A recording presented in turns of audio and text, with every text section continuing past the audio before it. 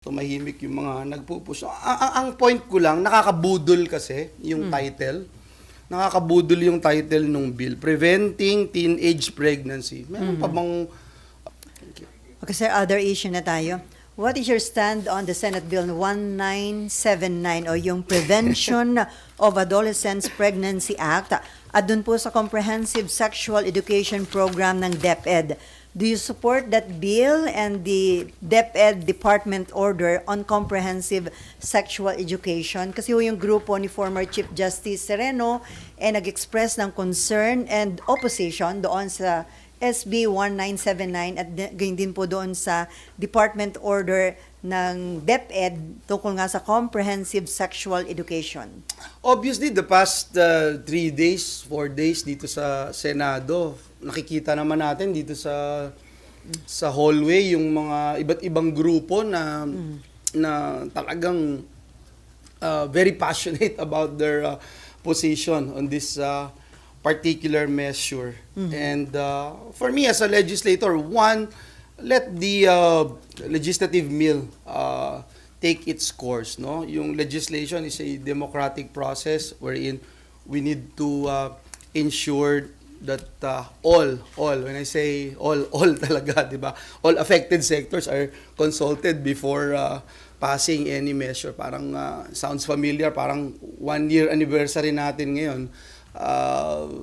Dati yung SOGI yung pinag-uusapan at ako yung pinapako sa krus nun and parang ako daw yung nagseset ng priority measures.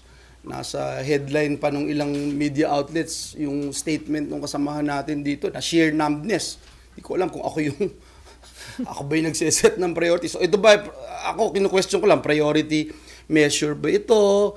At ito ba ay kasama sa priority measure ng Senado o ng pamahalaan o ng administrasyon? I don't think so. Gaya nung SOGI, hindi na naman priority measure, di ba? Pero hindi ko alam bakit ngayon parang tumahimik yung mga nagpupush. Ang point ko lang, nakakabudol kasi yung title. Nakakabudol yung title nung bill. Preventing Teenage Pregnancy. Meron pa bang grupo ng tao dito sa mundo na ayaw itong titulo na ito, i-prevent natin yung teenage pregnancy. Pero pag binasa mo yung buong bill, di ba? And sabi nga nila, the devil is in the details. Importante yung konsultasyon eh. Yan yung part ng binabanggit natin na legislative mill. And nagugulat tayo doon sa magnitude of concerned citizens, concerned mothers, concerned schools, private schools, public schools, teachers. I can give you all the letters that I received from this measure, no?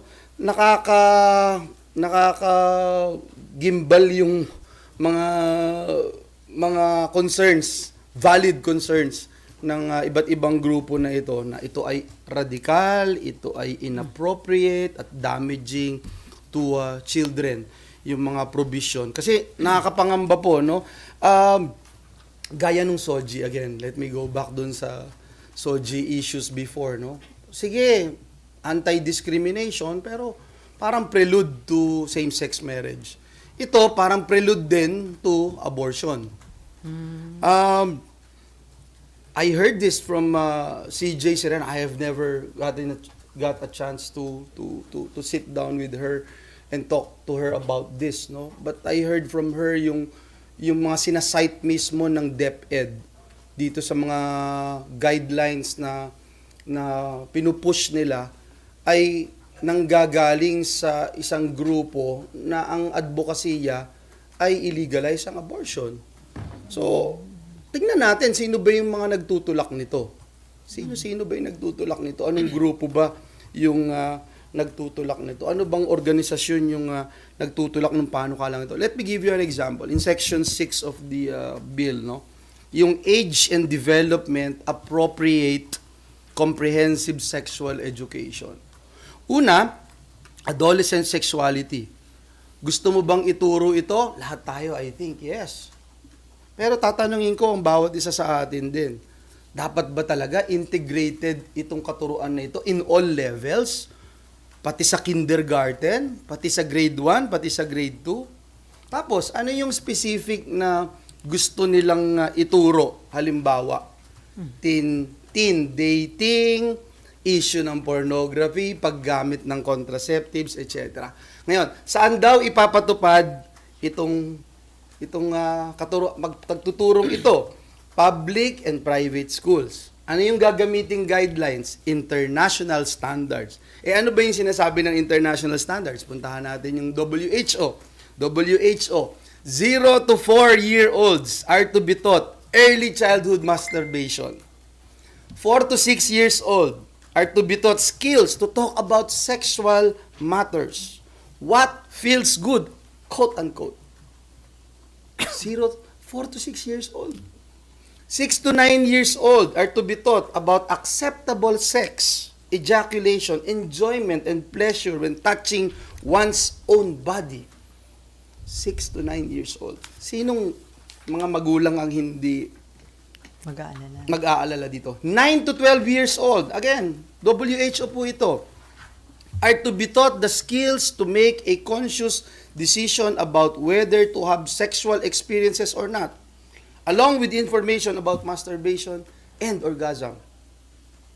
9 to 12 years old. Puntahan naman natin yung UNESCO.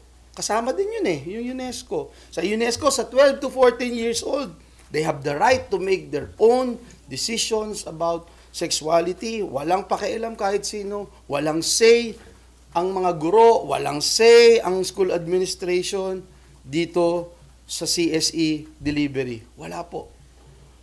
Dapat daw integrated sa curriculum. Ngayon, kung isang Christian school, for instance, hindi magpapatupad nito, ayaw ipatupad ito, ano mangyayari? Tatanggalan po sila ng accreditation? For example, ng Philippine Accreditation System for Basic Education. Dahil compulsory po Dahil compulsory, tinatanggal na rin po yung parental authority. Napakalinaw ng ating konstitusyon, Article 14, Section 20, Section 2, Article 14, Section 2 of our Constitution. Napakahalaga nung binabanggit po dyan na karapatan ng ating mga magulang to rear their children. Klaro po yun sa ating Constitution. So, puntahan naman natin. I just can't believe this. We're even entertaining this idea, no? May constitution tayo, bakit international guidelines? Ba't tayo susunod sa kanila? May sarili tayong kultura Ito naman po, no, pag hindi sa eskwelahan, papaano naman, kasi ang masakit po dito yung pagtuturo naman dun sa alternative learning system. Paano yon? Paano yung alternative learning system? Nakalagay po doon sa CSC na yung pamamaraan para ipakalat itong tinatawag na sexual education, peer-to-peer education. Ano ibig sabihin nun? Kapwa bata magtuturo ng sexual education? Paano naman po yun? Ina-activate din po dito ang lahat dito sa bill na to pag binasa niyo po. Hindi lang DepEd, kasama ko yung mga barangay health workers, SK, LGU, CSOs, NGOs, pati mga line agencies, DILG, DSWD, MTRCB. Pambira, ano ba yan? Meron ba tayong national emergency sa sexuality education? Ito yung priority. Akala ko ba mababa yung rank natin sa PISA? Akala ko ba kailangan natin pagtuunan yung pagtuturo ng math and sciences sa ating mga kabataan? Ngayon, ito, dito tayo magpo-focus. Ako hindi ko itatago yung aking saloobin dito. And I will continue to say it. I am rejecting this bill. Before Mayan, pero sir, sinabi ni Senator Hontiveros sa press con kahapon na walang anumang provision tungkol sa pagtuturo o panghikayat ng masturbation sa mga batang edad 0 to 4, and then hindi daw ginagamit sa Pilipinas yung pinipilit na standard for sexuality education yung in Europe. So parang sinabi niya, maraming fake news o parang fabricated yung mga sinasabi ng ilang grupo na nag-o-oppose dito. Ano po yung guidelines na susundin? kasi nakalagay po doon, international guy. Ako ho, hindi ko na lang sasabihin kung sino. May nakausap po ako sa plenaryo at ito yung binanggit sa akin. Kasi UNESCO yan eh. Kasi yan yung sa WHO eh. Binanggit po sa akin. And so sabi ko, well, let's debate on it. And if I'm the last one standing here in the Senate, so be it. I will oppose this measure. Kung ganitong pagkakasulat na, I'm sorry. May anak din po ako eh. May anak din po ako. Hindi po pwede na kukunin mo yung karapatan ko bilang magulang at alam mo yun, ano ba yung nangyayari sa ibang bansa? Hindi ba ito yung gustong mangyari nitong mga nagtutulak nito? Kahit sasabihin nila na otherwise. My body, my right. Eh ako, hindi ako naniniwala kasi ako may-ari ng buhay ko eh. Nilikha ho ako ng Diyos ko eh. So, I will abide by what I believe in. And more than anything, I will abide by what my constitution is saying about the right of parents to their children. Sir, ano yung sentiments ng other senators? The same ba ng sentiments mo, Tito Well, Solim? ako, ang narinig ko, maraming magwi-withdraw ng co-authorship nila. And let me talk about this, no? I have never spoken with Senator Angara about this. You know how close I am to Senator Angara.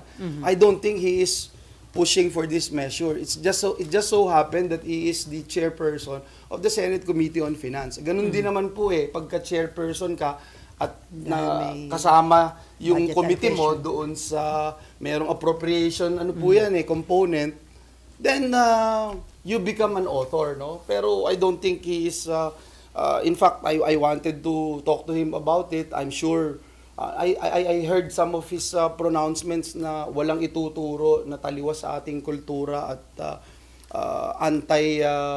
values education. Kaya nga may GMRC tayo. Hindi pa nga ako na po fully implement itong GMRC values education natin. Sexual education yung gusto nating pag-focusan. I'm sorry ho talaga. No? I just don't feel na it is important. It should take a back seat. Ngayon kung majority ng ating mga kasamahan dito sa Senado mag-a-agree na importante po ito, then that's the time na tatayo po ako sa plenaryo. But for the meantime na majority feels na hindi rin ito importante at hindi ito dapat pagtuunan ng pansin ng ating Senado at ng pamahalaan, then it's a waste of time. So sir, ba't ngayon magwi-withdraw ng pagiging co-author? Ngayon lang nila na-realize na may mga questionable at possible violation ng Constitution yung ilang provision ng bill? It's not for me to comment on as to why they will be withdrawing their authorship, no, co-authorship. I cannot answer for my colleagues as to why. Magugulat ka, marami nagugulat din eh na nakausap ko dito sa Senado eh. Okay, Mean. Sir, challenge lang ng konti. Sir, kasi yung mismong bill, wala naman nga talaga yung provisions ng 0 to 4 years old, tuturuan ng masturbation. Kung sasabihin ba sa bill na hindi susundin yung international standards and we will create our own standards, will that make you support it? Of course. And would be based on our culture, on our beliefs na pinapangalagaan natin yung innocence ng ating mga kabataan. Hindi natin sila itutulak sa ganito. I mean, di ba parang may mga storya dyan eh, yung mga matatanda para tignan ng bata at bigyan ng atensyon yung isang bulletin board, lalagay nila doon, huwag basahin. Diba? And these are things na gaya rin ng sinasabi na matatanda, huwag tayong maglaro ng apoy.